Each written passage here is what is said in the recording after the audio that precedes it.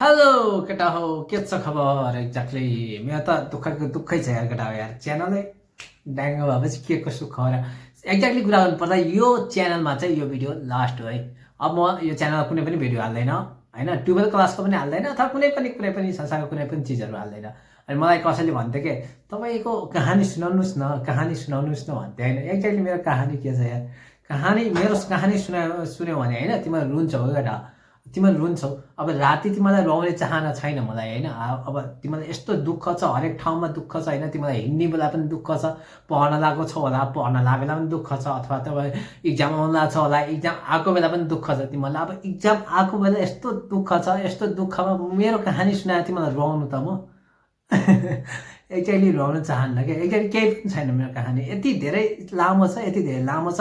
एउटा फिल्म तिमीले बनायो भने होइन, जस्तै छक्का पञ्जा 1 2 3 4 5 भएको छ नि, 5मा पनि ऊ हुँदैन होला होइन। त्यस्तै गरी मेरो ऊ कहानी पनि यत्रो धेरै सिरिज बन्छ होला कि, एउटा सिरिजले पनि कसरी हुन्छ र अमेजन भयो नेटफ्लिक्समा पनि धान्न सक्दैन होला, यत्रो ठुलो कहानी छ। त्यो अब कहानी के भन्ने यार केटा यार। अब सिधै भन्नुपर्दा होइन, स्ट्रगल यस्तो साह्रो स्ट्रगल छ होइन। अब के कुरा गर्ने यार। अब यो युट्युबले धोका दिएपछि के गर्न सकिन्छ। युट्युबलाई गाली गर यार केटाहरू यार, के नगर युट्युबलाई गएर यसरी गाली गर कि तैँले यस्तो गर्ने भन्ने कुराले गाली गर्नुपर्छ। अब एक्ज्याक्टली मेरो कहानी केही पनि छैन, सिधै भन्नुपर्दा स्ट्रगल यति धेरै स्ट्रगल छ कि कुनै कुरा स्ट्रगल गरे पनि के गर्ने त यार, सक्सेसै छैन भने त त्यो कुरामा स्ट्रगलै मतलब भएन नि त होइन।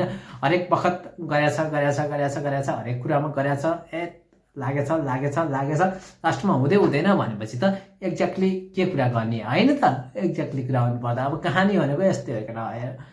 +2सम्म, ब्याचलरदेखि यहाँसम्म हेर अझै पनि पछुताउँदैछु। मैले ब्याचलरपछि किन जोइन गरेँ नेपालमा भन्ने कुराले चाहिँ पछुताउँदैछु।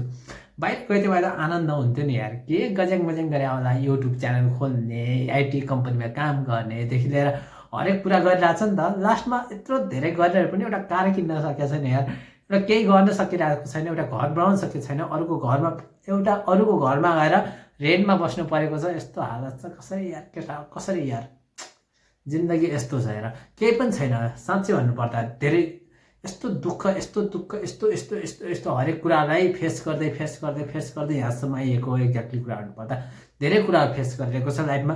के भन्ने, अब कुनै कुराहरू पनि सक्सेस हुँदैन भनेपछि त त्यो कहानी नै कहानी रहँदैन होइन। हरेक कुरा तिमी सक्सेस भइसकेपछि बल्ल तिमीले चाहिँ कहानी सुनाउने हो। बाबु यस्तो छ उस्तो छ भनेपछि आफू खतरा भइसकेपछि कहानी सुनाउने। अब के खतरा भन्ने, कुनै कुरामा पनि यस्तो खतरा भयो है, यत्रो भइरहेछ है, यत्रो गरेको छ है भन्ने चाहिँ छैन केही पनि। जब हुन्छ तब सुनाउँला।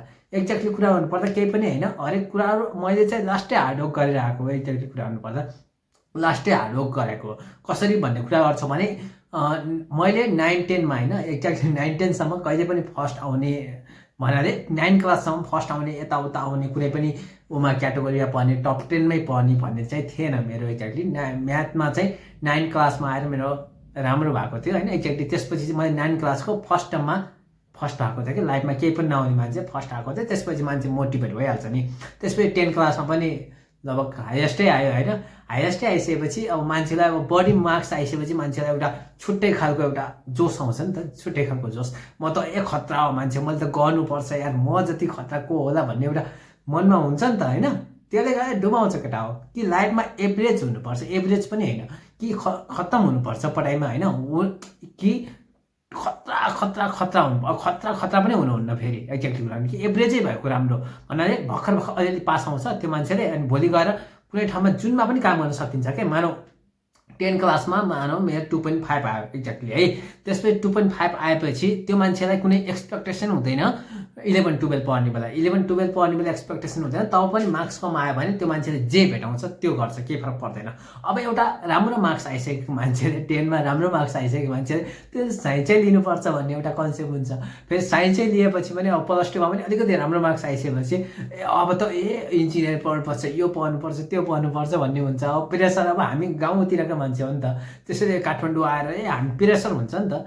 अब मैले चाहिँ यत्रो मार्क्स आयो, अब म चाहिँ के गर्नुपर्छ, खतरा पढ्नुपर्छ भनेर चाहिँ आफू लागिन्छ पढ्न होइन।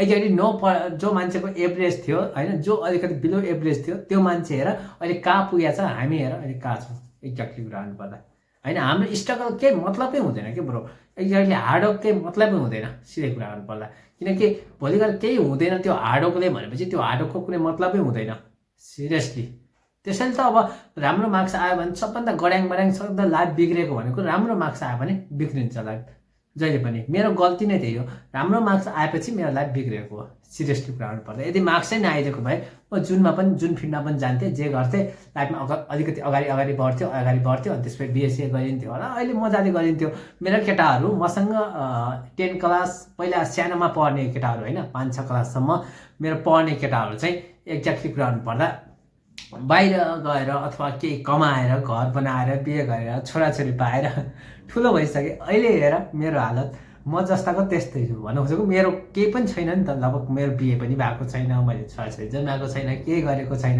मैले घर हालेको छैन होइन अनि मेरो एक्सपेक्टेसन अझै पनि हाई छ कि मैले चाहिँ यो गर्छु है खतरा गर्छु है अझै पनि मेरो यो बन्नु छ है भन्ने सोचिरहेको छु केटाहरूको एक्सपेक्टेसन छैन नि अब जे छ त्यही अगाडि बढेका छन् जे छ त्यही चलिरहेको छ हाम्रो सपना देखिन्छ ठुलो कुरा यो गलत हो एक्ज्याक्टली कुरा गर्नुपर्दा मेरो त त्यही हो अब राम्रो मार्क्स आयो त्यसपछि त्यो जोइन गरेर इन्जिनियरिङ जोइन गरेर इन्जिनियरिङ जोइन गरेर हालत यस्तो भयो मेरो पोखरा युनिभर्सिटीमा टप 7मा आएको थिएँ है 7मा आएको थिएँ म मान्छे जान्ने भएर ट्युमा गएर पढेर म बिग्रेको है एक्ज्याक्टली कुरा गर्नुपर्दा ट्युमा गएर पढेर म बिग्रेको अनि त्यसपछि अब त्यही त हो लाइफमा हार्डवर्क गरेर अहिलेसम्म केही देखिएको छ त केही आउटपुट आएको छ त केही पनि आएको छैन अब जब मेरो आउटपुटै आएको छैन भनेपछि मैले के देखाउने हो र केटा हो केही भन्नु छ केही पनि भन्नु छैन होइन अब सबै हार्डवर्कको एक्ज्याक्टली अब लभ लाइफको कुरा गर्नुपर्दा पनि जो मान्छे भेट्छु मैले लाइफमा होइन त्यो मान्छे सब खत्तमै हुन्छन् क्या जो केटी भेटिन्छ लाइफमा जो केटी भेट्छु नि मैले लाइफमा